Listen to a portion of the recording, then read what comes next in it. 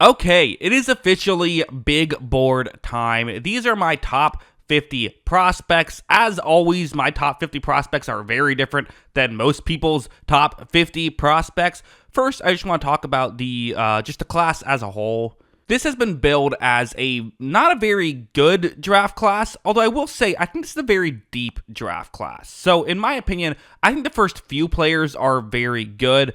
Ultimately, I do think there is a drop-off after 3. In fact, I only have 7 players with a top 16 grade, which is not a lot, right? That I think there is kind of a lack of first half of the first round talent. I do ultimately still have 32 first round grades, though. I think it's a very deep class with a lot of players that I do like. So, yeah, without any more preamble, let's just get into the list. These are my top 50 prospects in the 2025 NFL Draft. And you know what? Let's count down from 50 to 1. Why don't we? I was going to do it the other way, but this is more fun, I think. So let's start off number 50 with Elijah Ororio, who, first off, I have to just say, I'm going to mispronounce some names here. I don't watch a ton of college football. I get my evaluations by essentially just cramming for the test, watching a bunch of film of all of these guys in the past, month and a half or so. So I missed some of the names, so I apologize. But this is a tight end out of Miami, a player who is, definitely a receiver. I think he's usually in position to block. A player that is a good athlete, definitely a project, though. And I don't know if he's overly strong enough, although 60th on the consensus big board. I have him here at 50. 49 is Tyler Booker, who actually has been climbing up the consensus big board. He's currently has a first-round projection at this point, which was not the case when I gave my initial evaluation of him. He's 30th on the consensus big board. I have him at 49. Guard out of Alabama. Good pass blocker. I worry about if he has the strength to work at the next level. Does have pretty good hands, and the analytics aren't great, but also he did play at Alabama, so you kind of expect that some of the analytics won't be great, but still, that's where I have him. At 48, I have Alec Enumenor, a wide receiver out of Stanford, who is a strong player that adjusts to the ball very well. Also, 6'2", only 21 years old, runs a 4.4. Not the best footwork, although he's not bad either. Honestly, kind of a player who's just like a B everywhere. The only reason he's not lower is just where is he an A+, right? If you're going to be able to win at the NFL level, where can you beat great corners is the question. So that's where I have him. At 47, I have safety out of South Carolina, Nick Emanuware, who is a player who, a lot of people are higher on than me. I like him too. I think that in the right scheme, he can be a very good safety. I mean, he's 6'3", but runs a 4.3. That's going to get you excited. He has good range. He's a good tackler. Again, good size. Like, you totally get why people like him. I just think there's a bit of a projection. I think that in a cover 3 scheme, he should work. He's just not the most shifty, part of that due to the height. I do think that he doesn't always make the best reads. There are times when he's covering grass out there and things like that. But ultimately, still a prospect that I do like, and I get why some, like, I wouldn't, as a Tampa Bay fan, if we drafted him in the first round, I wouldn't hate it, even if he is lower on my board, just because I think there's a bit of projection there.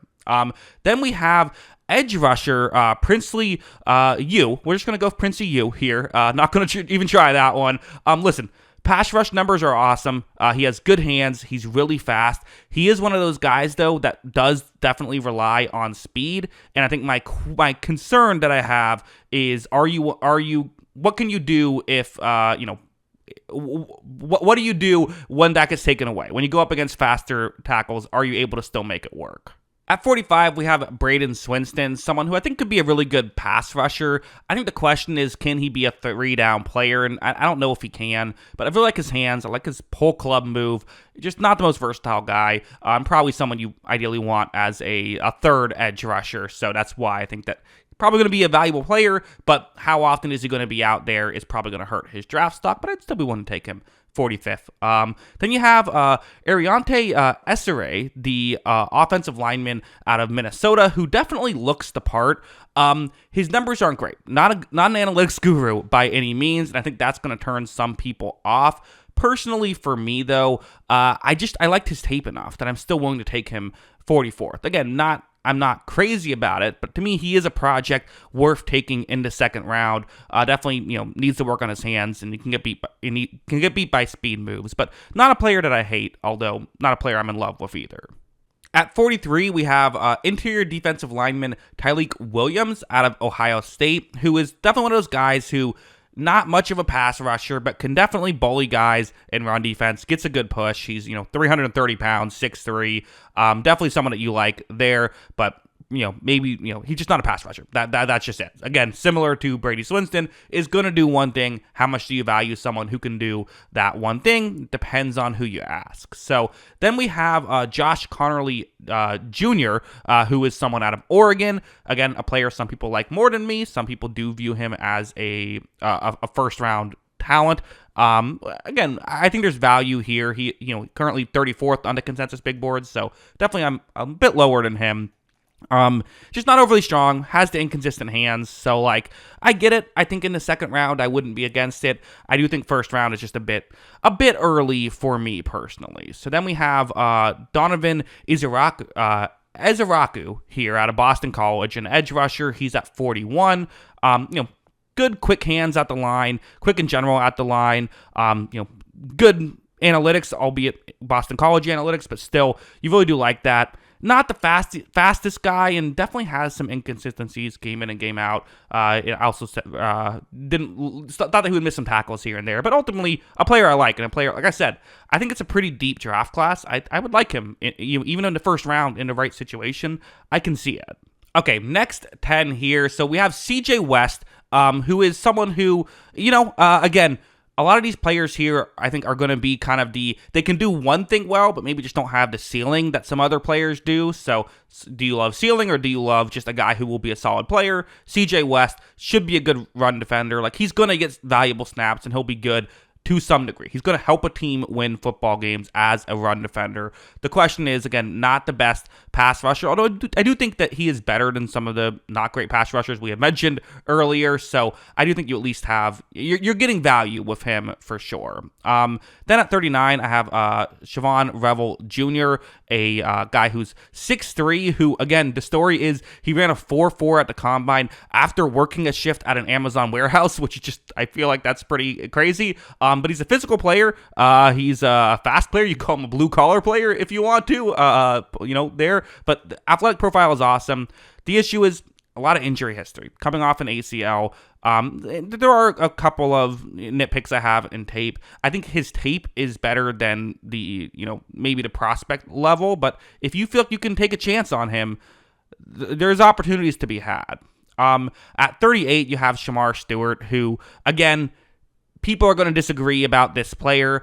I don't hate him as a prospect. I really don't. I think that there is some value in a really good run defender who maybe you can figure out a way to make him work and be a consistent pass rusher. There is potential there. Now, we don't know if it's going to work out, right? Yes, you can easily talk yourself into him, but a lot of times these kind of players don't work out, right? That's just the reality of the situation. They have a lower hit rate. But that's why for the second round pick, hey, he's got more potential than all the guys I just listed. So that's why I'm putting him above those guys, even if I ultimately agree that I think that there's just too much of a risk for me to give up a valuable pick on him. So that's why I have him there. At 37, it's kind of the opposite. A player who I just trust will be a fine slot guy in Jack Beck, Bech,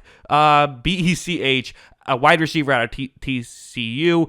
Listen, the size and speed combo isn't ideal. 6'2" isn't bad, but 4'5", okay, neither one of those stats are wowing you, right? They're not horrible, but they're not ideal. Also came off low level of competition out of TCU, but just feels like he should be a good slot guy. He can cut really well. He's a strong player, can catch in traffic. I like all those aspects of him, so that's ultimately why I think it's fine to take him. At 36, we have Xavier Watts, a safety out of Notre Dame, a guy who I thought was really good in coverage, great in coverage, in fact, for Notre Dame. Now, is 23, a bit of an older safety, but the range I thought was very good. Again, 4.5, so it's you're getting better range with Nick Emanuere, who's later, but ultimately, I just like the guy who's going to be in position more frequently and constantly being able to, to make plays when they come his way. He also can go and work in different ways. He can cover people one-on-one. So yeah, ultimately a safety that I like. 35, I have Jalen Milroe. This is where I have him, kind of early second round talent. I do think that ultimately, again, I think I just value this type of player more. I totally agree with all the negatives that people have on Milroe, but I also just like the strengths enough that I'm willing to say, okay, maybe in a different situation, he can fix the issues. Now, not exactly coming from some small school, right? Coming from Alabama. I'm sure they have good coaching there, and you can certainly argue, well, why hasn't he fixed some of these issues already? But ultimately, like, again, the ceiling of Milroe is similar to Shamar Stewart. There's a much higher bust rate with someone like Milroe, but also if it hits, it's a franchise-altering hit. So because of that, I think early second round, why not? Then you have Josh Simmons, offensive lineman out of Ohio State, someone who, he's just a pass blocking tackle. I don't really see him as a guy who's going to transition into being a guard. I think he's, has good footwork, not the strongest in the world. That's the concern. Also is coming off an ACL tear. So because of that, maybe I'm a little bit colder on him than some other people are. He is currently 22nd on the consensus big board. So yeah, I'm colder on him than other people are. But ultimately, I do still think that there is value in him. 33, we have Luther Burden out of Missouri, a 21-year-old, 5'11 guy who runs a 4.4, has really good speed, really good shiftiness, can make the tough catches, and is a good route runner. He's kind of one of those like Zay Flowers types, in my opinion, of like, okay, there is a potential for like an Antonio Brown level player. There's also the potential of like a Hunter Renfrow type player. Also is a guy who was better in 2023 than 2024. That's kind of weird. So ultimately, at least I liked his tape better in 2023 than 2024. So some concerns there. But again, I do like him enough to, if in the right spot, draft him in the first round, although I do not have a first-round talent on grade on him. Also have a correction. I said I had 32 first-round grades. That's not true. Mikael Williams just did not make the cut of a first-round grade, but I do like him as well. So he is someone who is only 20 years old, and when you saw his highlights, they were awesome. I mean, he when he would make a play work, it was fantastic. He's a high motor player, is good in the run defense, isn't often blowing up a play, but is a consistently adding value in the run defense stuff. The reality is, only 20 years old, a career high snap count of 407 snaps in a season, although he has done that for 3 straight years, but still, basically that for 3 straight years, but still, the issue I kind of have is he just doesn't win a ton in pass rush, and we haven't seen him a ton out there, so we'll see, but that's just not really what he's done, and is he going to be a consistent pass rusher? There's a lot of stuff to like about him, but I just want to see more consistency. He's totally a project, so that's why I'm ultimately a little lower on him than some others are. Then we have Andrew Mukba at pick 31, a player who, really good coverage. He also can cover one-on-one, really good ball skills as well. He's a safety out of Texas, and there's just a lot to like about him. I mean, is a one-year wonder, and he is also, a smaller safety who isn't the most physical. Those are the things that I think why people are a little bit lower than him, lower on him than I am personally, because I do have a first-round grade on him. He is currently 80th on the consensus big board, but I really like him. He's one of my guys, so I have him here at 31. Okay, next 10 here. First, 30, Ohio State wide receiver, Emeka Egbuka here, who, really shifty, really good versus zone, a player that I probably would undervalue in years past, but I usually undervalue Ohio State receivers, and I feel like I'm kind of trying to come around on that, because I wasn't crazy about Olave or Garrett Wilson, and they both really have hits, so I think I've kind of learned that I think sometimes just they don't look that flashy in that scheme, but are actually doing a lot of good work. So that's why I'm kind of, willing to be a little bit more, high on him. I do think there are some ceiling questions still with him. I also think that there is, not the best blocker in the world, but ultimately a player I like. So then we have Gray Zabel, who, again, really good production in college. You like all of that stuff. The North Dakota State guys are just always kind of projections. So I'm kind of around where everyone else is. Late first round. Sure, I get it. There is potential. He's an all-pro caliber player. Also potential. It's just the level of competition is very different. Now, I know people have brought up, well, he had a great Senior Bowl. He's looked good against good competition, and that is definitely optimistic, but it's still a small sample size, which is why I think it's fair to knock him some points for. At 28, we have Walter Nolan, who's another one of these good run-stuffing interior defensive linemen. Can rush the passer a little bit. Has really good power, though, and is just kind of a guy who always gets attention of opposing teams. Out of Ole Miss. The pass rush stuff, the pass rush stuff is what it is. Some people aren't going to be crazy about a guy like that, but ultimately, again, he's someone who can add value to your team. He's going to be a quality player, and I think I just kind of value those players a little bit more than other people do, because that also is the case with my number 27 player, edge rusher out of Ohio State, Jack Sawyer, someone who is not getting talked about as a top 27 pick by a lot of people. He's definitely one I'm going out on a limb I'm trying to look at where he is on the consensus big board. I have to scroll down. I think I scrolled down too far, so let me, why am I not editing this out? I'm a horrible YouTuber. Okay, here we go. He is, wait, where is he? Oh, is he not listed as an edge rusher? Okay, no, I finally figured it out. Sorry about that. Yes, he's 59 on the consensus big board. He's an edge rusher. I'm just an idiot. But it's still, big ways off from 27 where I have him. Again, has power, has really good hands, constantly moving, constantly using his hands, and in a good way, in a way that works. He's a violent player, too. He'll play after the whistle, and he has multiple years of good production. Again, what's his ceiling? What are you getting out of Jack Sawyer? Is he just going to be a fine rotational player? Maybe, but I think there's value in a guy like that. So ultimately, that's where I have him. At 26, I can't justify taking any of those guys, though, over Shedeur Sanders, even if he's a prospect I don't love. Again, I think the concerns that I have, I've talked about him. I've made a whole film study on him. I've talked about my top 10 quarterbacks. I won't spend forever here. But essentially, I think he's a bit of a project quarterback who also isn't a great athlete. And what do you do with that? But ultimately, I do still think that there is reason to select him. And what I usually say of quarterbacks is, like, if enough people like the quarterback, just take the quarterback, right? Because who knows? It's so hard to project. So if I was a quarterback-needy team, I'd probably take him before 26 just because of how much other people like him. Will Campbell, another guy who, listen, these are two guys who could go in the top 5 that I am, not even having in the top 24 on my list. Will Campbell is someone who is, I think, the way you can talk yourself into Will Campbell is certainly there. He has the talent. He has great size, great strength. I just wasn't crazy about his tape, quite frankly. And I even had to double check a couple times and make sure, like, okay, I'm looking at the right number, right? I'm not, like, I'm not evaluating the wrong tackle or something. But no, it's just, listen, there are people who really like him. I'm just not as into him. I do have a film study that's either out or going to be coming out. I'm pre-recording some of these videos so I can prepare for the draft. But ultimately, when that comes out, I can get into more detail. But yeah, I'm not as crazy about him as other people were. I think the hands are just not good enough, quite frankly. So yeah, that's where I have him.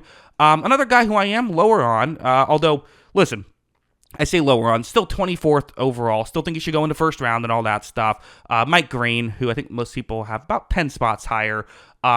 He's a player who, again, there is the off-the-field issues, which isn't really affecting this grade too much, maybe a little bit. But ultimately, yeah, he's 17th on the consensus big board. I don't know. High motor player, uses his hands well, has great numbers, albeit at Marshall.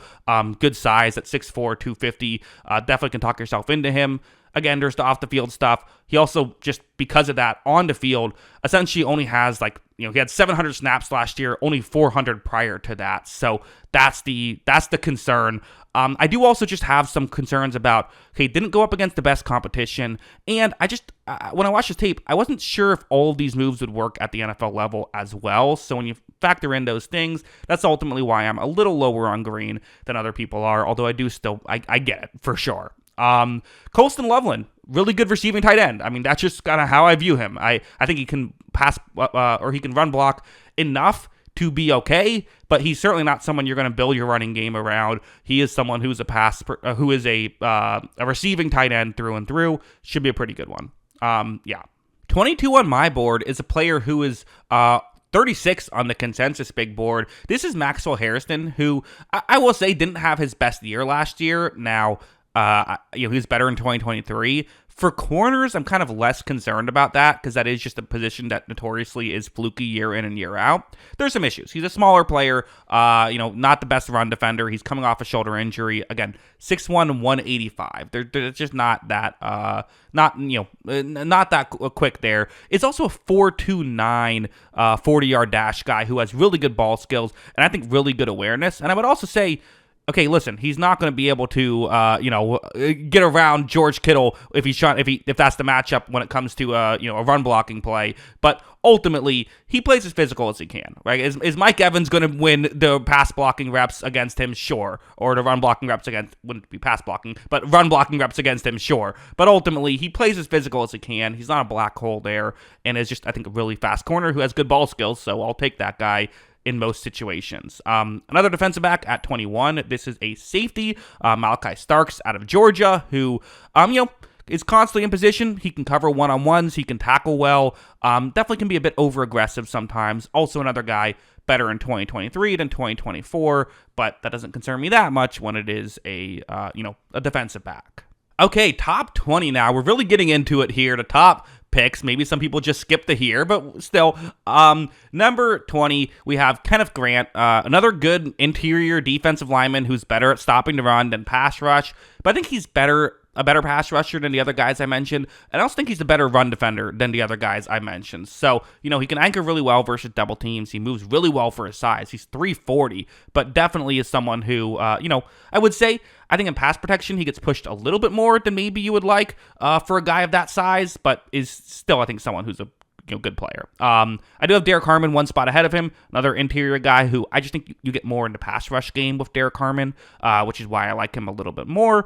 Maybe isn't quite the run defender that Kenneth Grant is. It comes down to situation for which one of those guys I would rather have. So that's why I view that. Number 18, yes, I have number 18. I have a running back as my 18th overall prospect, but I thought you hated running backs, Jackson. Well, no, I don't. I just think that a lot of times people overvalue running backs. In this scenario, okay, listen, he's like, going to go probably like top 6. So still he's going higher on most people's boards than he is for me. But yeah, I really like him. I think he is, I don't think here's how much I like him. I don't think it's crazy that the Raiders are probably going to take him 6th overall. I don't think that's like an insane take. And for someone like me who doesn't like to value running backs that highly, like that, if you know my history of running backs, that should just show you how good of a player I think this guy is. I totally get the Marshawn Lynch comparisons. I do think he has potential to be a superstar level running back. Again, what is the value of that? And also, is it, running backs, what does it matter, right? He's going to be one of the highest paid running backs when he gets selected, all that stuff. Yes, sure. But there's so much excitement for him. How not fun are you if when they select Gentry, you're like, they could have gotten a guard that could have been better. Come on, let's just have fun and draft Ashton Gentry. I get it. Although I will probably be saying the not fun things because that's how I am. But number 17 on the list, Will Johnson, corner out of Michigan. I just don't see. I think he's a situationally dependent guy, and I think that's kind of my biggest concern and why I think I'm not quite as high on him as I do see some other people. But ultimately, again, he's 12th on the consensus big board. I have him at 17th. I really like him. Plays well. Physical player. Moves in very well. I just think there's some technique I don't love, and again, I just don't like him at man coverage. And every now and then, his good instincts in zone almost play against him because he starts to just go through the motions. And that can be an issue. But ultimately, yeah, a player I really like. Now let's get to some other players that I really like. A couple of wide receivers that I am definitely higher on than most. Kyle Williams, a guy who is not getting talked about by anybody. I haven't seen anyone this high on him. We should be talking about him as a player that could be great. He is currently projected to go 91st on the consensus big board. I have him at 16th. Okay, I don't know if I've ever had that much of a jump before in something like this. I love this player. He is explosive. He cuts really well. He's a smart route runner. He is smaller at just 6 feet tall, but I think he plays bigger than that. Also is coming up against, not the best level of competition. There's the question every speed guy has of when you go up against a fast corner, what happens, all that stuff. But I just think he's going to work. I just think that he's a good fit. I think like the Lions got to find a way to get him because he's going to be great or maybe the Bears, I guess, because they have Ben Johnson now. Like that just feels like that would work. He's not going to go in the first round. So yeah, I think he could. I think he is that good of a player. So yeah, that's where I have him. And then another wide receiver that I am buying high on, Jaden Higgins out of Iowa State, another wide receiver who 6'4", moves really well. He reminds me of kind of like a mini Mike Evans. He's like Mike Evans Jr. Like he's not quite as good at the stuff Mike Evans is good at. 1 inch shorter, doesn't move up quite as well as Evans, but still has that kind of Mike Evans like route running ability. Is someone that can win on the outside consistently. Higgins does have very reliable hands, and he can play every position. He can play the slot as well. Again, lower level of competition. Will he be able to consistently win when he goes up against a corner who can hang with him? That's the question. But ultimately, a player I think is really underrated. Number 14 is Trey Amos, and I feel like I need to remind everyone of what I said earlier. These guys are top 15 on this big board. They would not have been top 15 on last big board. They would have been probably in the 20s. So I think that's also something I do want to clarify here because I don't love this draft class. Amos is a player I really like, though. Again, I think he could be I'm going to compare him to another Tampa Bay player. Maybe that's just because I'm a Tampa Bay fan and that's how I work. But I could see him as a Carlton Davis type of player. He can play zone and man. He can use his hands. He can be physical. I do think that perhaps with a very fast corner, he could struggle, similar to Carlton Davis. But ultimately, to me, he feels like a solid outside corner that I would trust. So, yeah, I have him there. Jackson Dart, yes, he is 13th on my list, which, okay, I will be honest, when I made all the grades and then I compiled them all together and spit out the list, and I said, really, 13? That feels high. It does feel high to me. It does. But ultimately, I do still like him as a prospect. I think he did a very good job at running an offense that admittedly makes quarterbacks look better. It does. The Matt Corral thing is still in the back of my head. I will say, though, the difference was Corral kind of only looked great when he was in that situation. Jackson Dart, I thought looked really good when a play broke down. In fact, that might have been my favorite thing about him, is not just necessarily making things happen when a play broke down, but throwing the ball away, making the right play, right? He consistently made the right play, and I do think he's a good athlete with a good arm. It's not superstar level, but it's good enough that I like him enough, and I think whoever drafts him is probably going to get a bit of a steal. Could be wrong, but that's what I think. Tyler Warren is my number 1 tight end. I will say that, I do think that he is probably the biggest player that has a difference from highlights to, game tape. I think that his highlights are unbelievable. Some of the catches that he can make are ridiculous. But I do think that ultimately, I think that he's gotten a bit overhyped. I do. Again, he's my 12th overall prospect. I like him. But I just think that there's certain things that people are excited about that he can do that he's just not going to do in the NFL level, so I don't really care. He is a complete one-year wonder. He's fast for his size, but I don't know if he's super fast overall on these situations. I also, I have to say, despite his size, the blocking numbers aren't great. They just aren't. Again, there's fun things. He would take direct snaps. How fun is that? He could be a Taysom Hill type of guy. Okay, but how much do you value that? I value the tight end quality of stuff, and he's a big physical tight end that's going to make some nice catches, so he'll be good. But ultimately, there's players I like a little more. One of those is Matthew Golden, the wide receiver who, again, could be going around 11th overall, maybe 12th overall to the Cowboys, is what people have brought up. I think you look at his profile and you think, got it, understood, he's another Xavier Worthy, because 4.29 speed, is someone who can definitely blow by you. He can make contested catches as well. I think sometimes he made Ewers, his quarterback, look better with some of the his speed, being able to still make things work. I don't know if he's the elite elite shiftiness, but I think he can cut pretty well. Also is not a blocker, and I think I mentioned this earlier, but the question for every fast guy: what do you do when corners can keep up with you? How can you win? I think he can cut well enough, though. I think he'll be able to win. I think he's a better prospect than Xavier Worthy was, and Xavier Worthy's turned into a pretty good NFL player. All right, top 10. We're finally here. Number one, or excuse me, not number one. We'll get there in a second. Number 10, Jody Barron, who is a player who, again, really good corner out of Texas, has a really good understanding of zone. He plays physical. I think he could play man, but I like him more as a zone guy.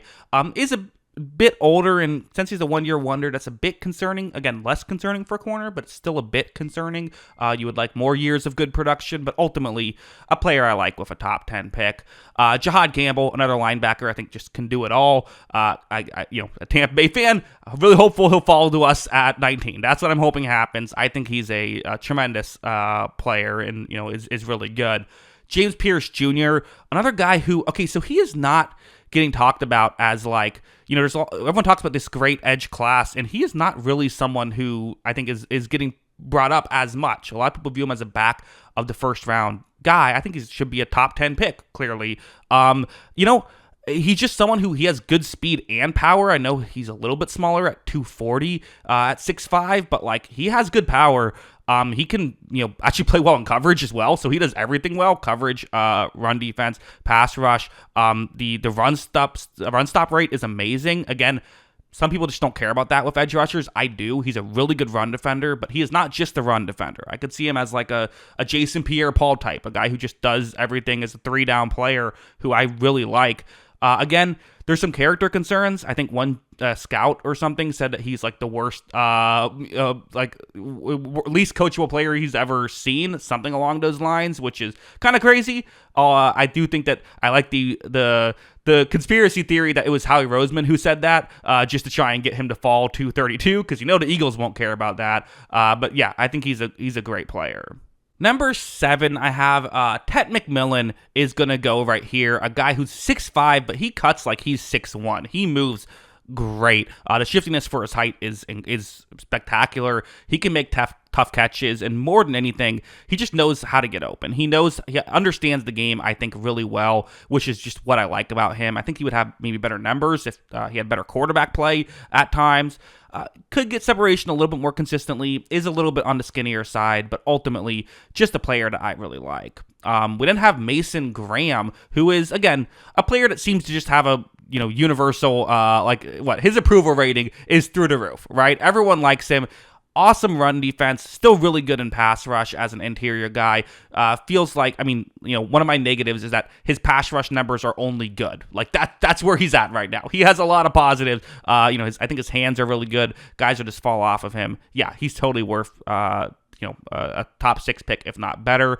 We then have a couple of hot takes by me before we get into the top 3. That is, in some combination, basically everyone's top 3. At number 5, we have Armand Membo, who, again, a lot of people are kind of saying, okay, Jets will take him at 7 because he's just a good tackle and whatever. I think he's a great tackle. He played against good competition and played well. He can run block. He can pass block. He has outside hands that'll make him work at the tackle position. He can, his hands allow him to win versus kind of the faster edge rusher guys. He's a right tackle instead of a left tackle. If that's something you care about, then, maybe you feel worse about him. I don't think the Lions are too upset that Penei Sewell had to play right tackle instead of left, right? Like, if you get a great tackle, you get a great tackle. He's strong. He's a young player at just 21. I really think that he is a player who is just not getting respected the way I think he should. Just like my number 4 prospect, Kelvin Banks, who is someone who I think for Kelvin Banks, I think the quarterback play has hurt his draft stock. Because Quentin Ewers, who I'm now criticizing twice on this list, and he didn't even make it, so poor guy. But he is someone who I just feel like the way he moved in the pocket made things so difficult on the tackles. Like there's a play that on my film study that I will post when I make the on draft night when he gets selected. There was a play that I included where Banks just makes like this highlight reel level block to push the guy who's going up against behind him, and then Ewers takes like an 11-yard drop back and it turns into a sack, even though it was actually a great block by Banks. I think he is great. His hands are amazing. The power that he has is fantastic. He's not the most nimble. That's the one critique I have, and so maybe you could argue Membo could be ahead of him, but I don't think so. I really like Kelvin Banks, and I think that whoever gets him is going to feel great about him. If I'm the Chiefs, I'm trading up and getting Kelvin Banks. That's how I'm approaching this. Top 3 now. Okay, this is basically everyone's top 3 in some order. Abdul Carter is number 3 on my board. I don't quite like him as much as Travis Hunter and Cam Ward because I do feel like his run defense isn't spectacular. I sort of joked on the podcast that the Micah Parsons comparisons are certainly true when it comes to run defense, because I do think that he is a pass rusher through and through, and he will kind of use speed and rely on speed a little bit more.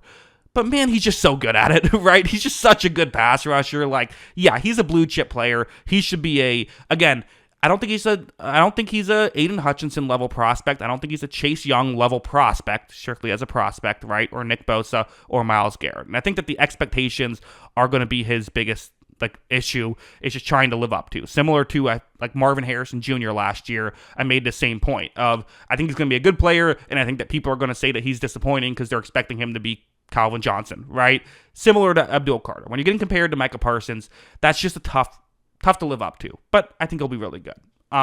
Number 2, Cam Ward. Yeah, a player who I just don't agree with the narrative that like he's only a good, only going first overall because it's this draft class. I've heard people say he would be quarterback 7 in last year's draft class. There's no way in my mind he is worse than that. In fact, I checked my grade of him this year compared to last year, and I actually had him at quarterback 2 if it was last year. Caleb Williams would have been 1. Cam Ward would have been 2. So I am all aboard the Cam Ward train. I like him a lot as a player. I think he's fantastic. Number 1 is Travis Hunter, and the reason why I have him at number 1, if he only played corner, he's probably number 2. But the reason why I'm going to bump him up is there's just that built-in failsafe of there's no such thing as a perfect prospect, but when you get a great prospect that plays 2 different positions, if he doesn't work at corner, you can now try and see if he can make it work at receiver. I do think you play him at corner and try to get as many snaps out of him at receiver as possible. That's how I would approach it. I think he is such a good corner. He is so quick. A little bit smaller, that's the one concern, but ultimately, yeah, Travis Hunter is the number 1 player on my big board. That is my big board. I didn't think this video was going to take that long to record. I just had a lot to say. So hopefully you guys enjoyed all of this. That is my top 50 prospects. Let me know. Who am I going out on a limb on that you agree with? Who do you disagree with? Who am I too low on? I'm sure I won't have to ask you to do that, but you'll do it in the comments either way. But I do appreciate anyone who wants to share their thoughts on this situation. So yeah, let me know your thoughts. Always love hearing from you. And of course, as always, thanks for watching.